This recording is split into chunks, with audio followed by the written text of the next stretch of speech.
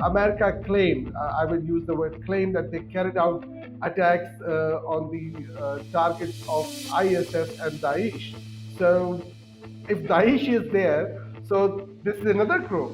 So there are a lot of groups. Situation is not clear right now. It is the middle of Libya. Situation is not good. I think there are minimum 5 different groups who are controlling different regions. But until America is in Syria, until America is pumping money in Syria, especially supporting YPG with money, with arms, with everything, situation will remain fluid. Until America is there, situation cannot be stabilized. India is following the same thing what Israel has been following. They have the same trend. America is on the back of both India as well as on the Israel back. Hello and welcome to WNN. Tonight we dive into the shadowy world of proxy wars and foreign interventions that have left nations in turmoil. From the collapse of Libya under Muammar Gaddafi to the ongoing devastation in Syria, we explore how external powers manipulate narratives, fuel conflicts and destabilize sovereign nations. Is this geopolitics or a new face of imperialism? Joining us is Mr. Shafiq, editor and chief correspondent at Anadolu Agency of Turkey, the state news agency. Sir, first of all, how do you interpret the current situation in Syria following the rebels' takeover? Thank you very much for the invitation. Situation is still very fluid, not clear, because the way Syria has been divided in bits and pieces, like there are different groups who are in control of different regions. So we cannot say with surety like what is going to happen. And yesterday, like in the last 2 days, the way Israel carried out attacks inside Syria, that is really unfortunate. So the situation is not clear, though we know that one of the militant groups, which had a link with Al Qaeda, is now in control of Damascus and the main region, which is close to the Mediterranean Sea.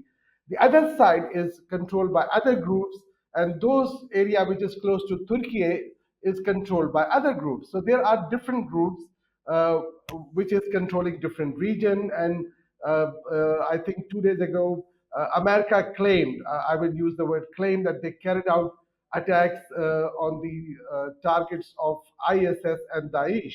So if Daesh is there, so this is another group. So there are a lot of groups. Situation is not clear. It is like you can say currently uh, the group which the head of this Tahrir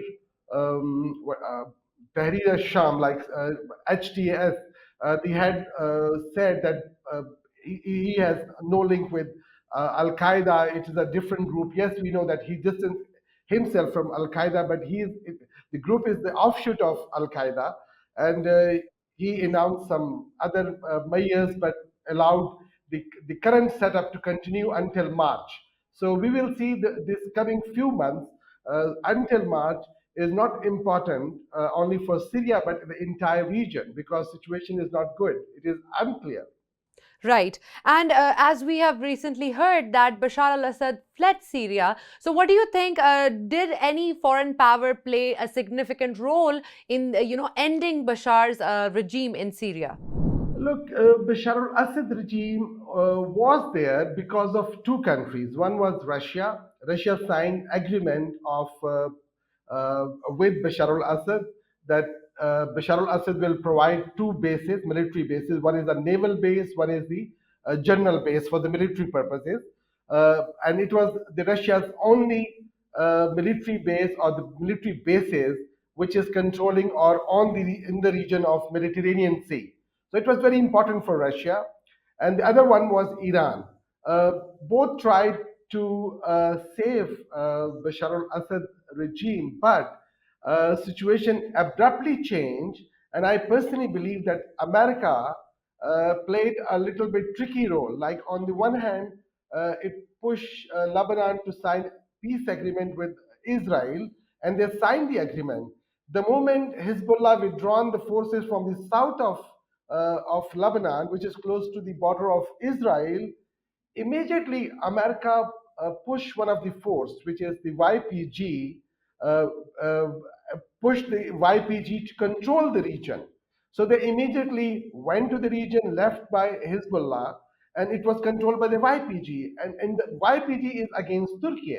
So Turkey pushed another group to not allow YPG to control entire Syria. There was another group. It moved Hmm. swiftly to save the region. So actually, Russia and Iran was protecting Bashar al-Assad regime, but since Russia is involved in Ukraine, Iran is also involved one way or the other, or you can say the only Muslim country, I believe, which is openly supporting anti-Israel forces in the current situation, like Hamas, Hezbollah, uh, um, the Yemeni groups.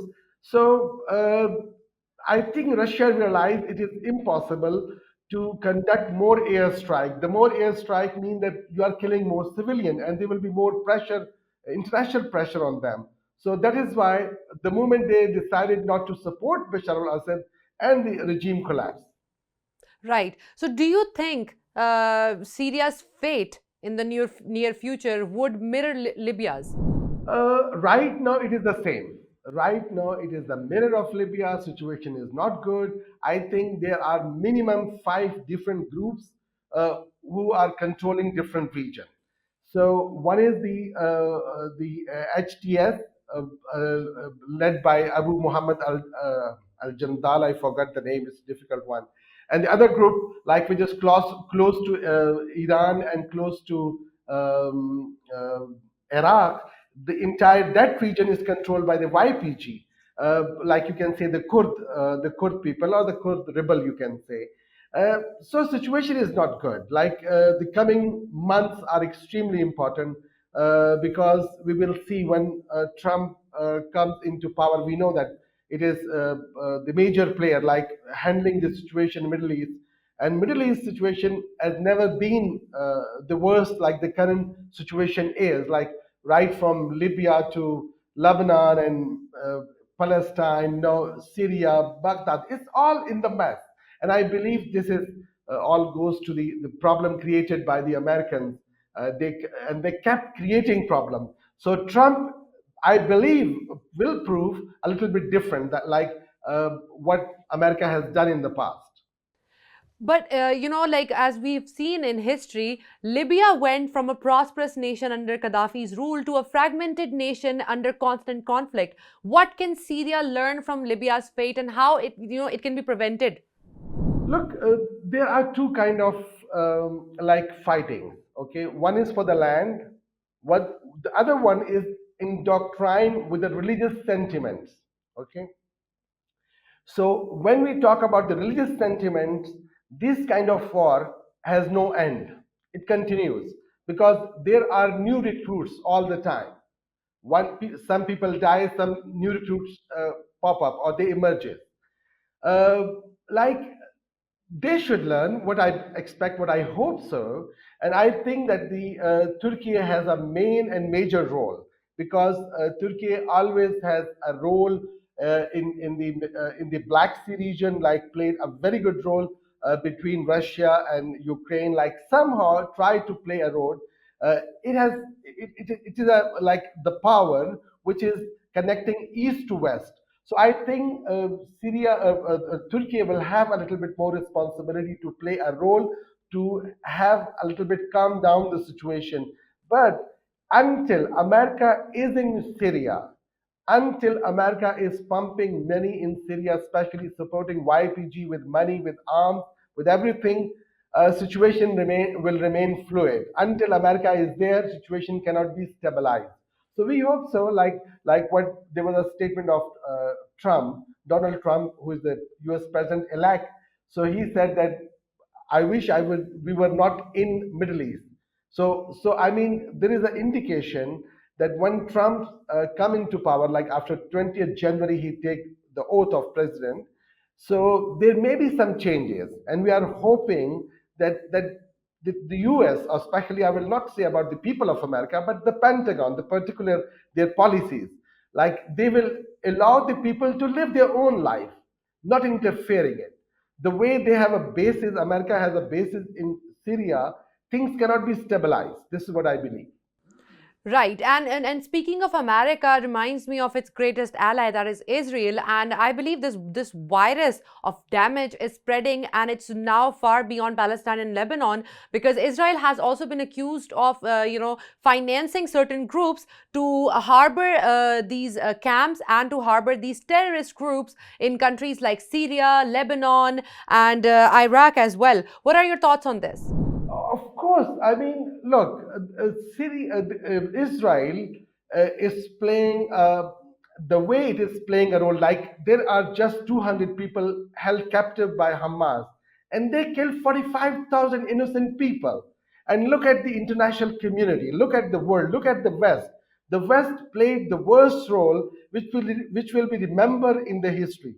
The way the people are being killed, and the international community unable to provide even a single glass of water, a single bottle of water to the people who are left for dying. There's an entire siege.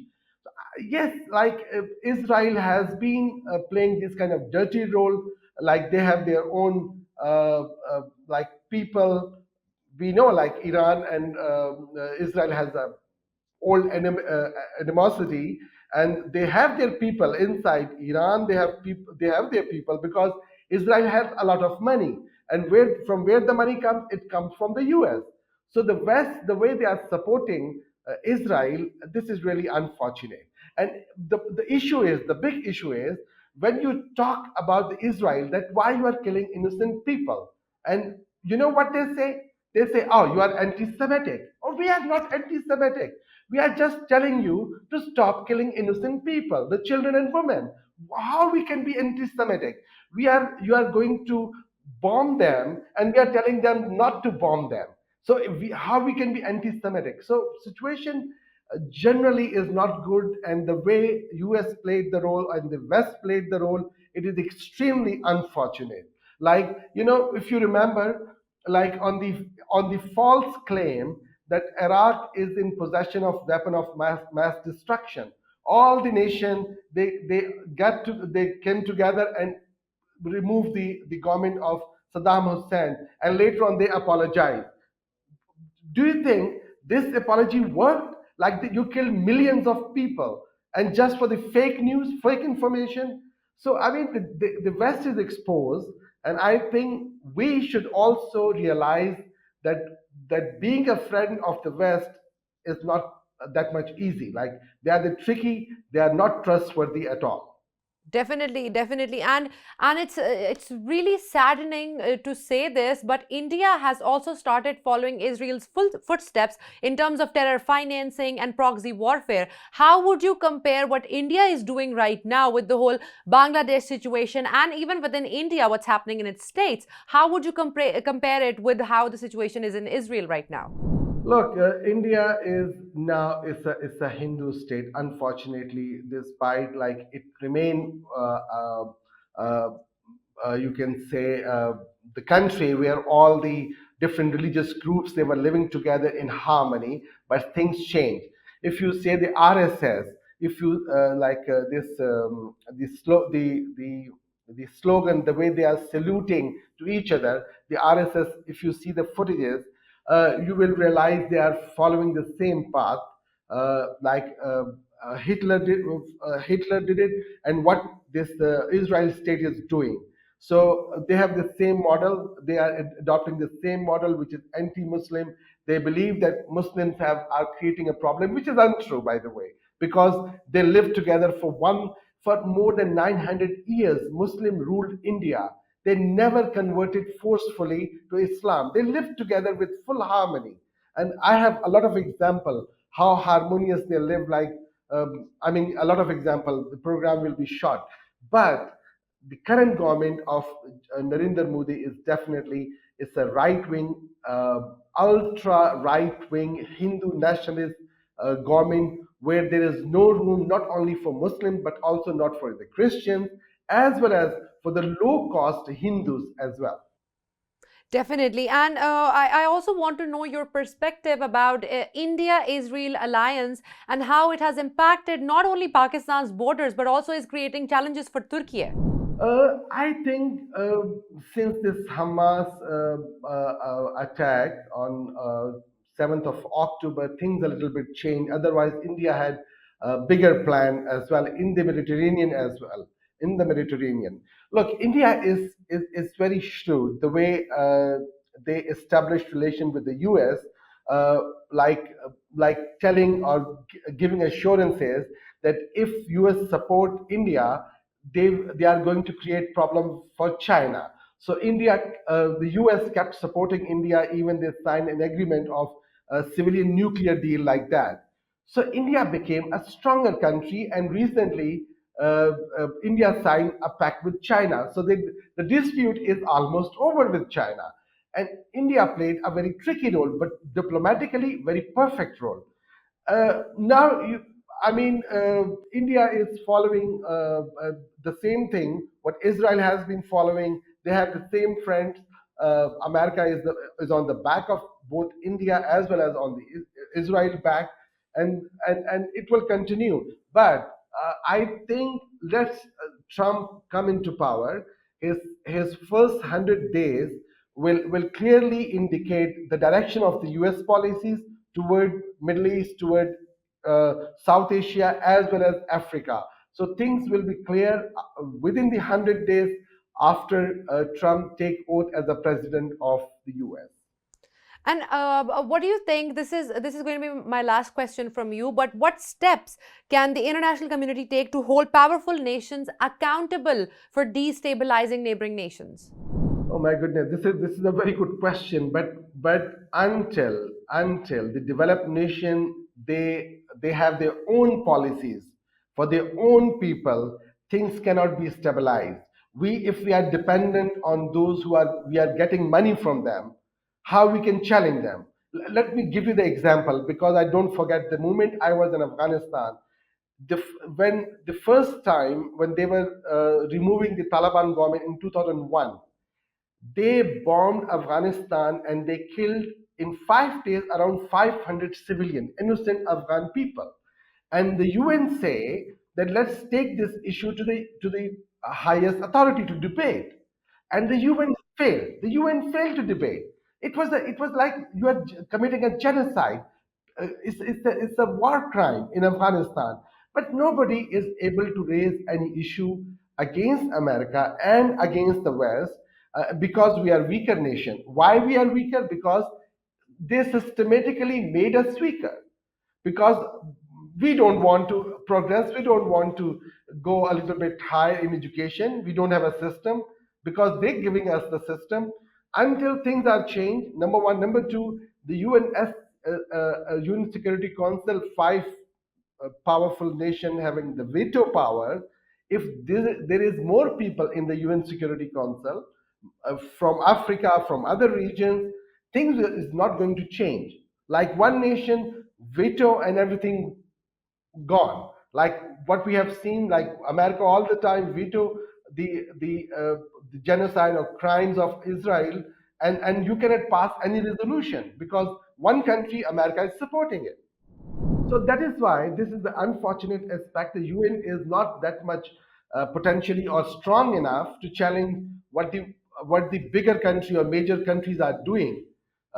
It is potentially not that much strong. They are strong when it comes to the weaker countries. They attack when it comes to the weaker countries. If it is Yugoslavia, it is Afghanistan or Lebanon or these smaller countries. But when it comes to the war crime against Israel, oh, all the West are united and supporting this country, which has been committing war crime for almost 14 months, over 14 months, you can say. Definitely. And you said a very good thing that is going to stick with me, that all of these countries are only strong when it comes to weaker countries. And be it stories from Lebanon, from Libya, Syria, Palestine, or even Asian countries, all of these stories have deep rooted political agenda, which is often driven by external forces and external powers. Thank you so much, Mr. Shafiq, for joining us today and for such a, a great insight.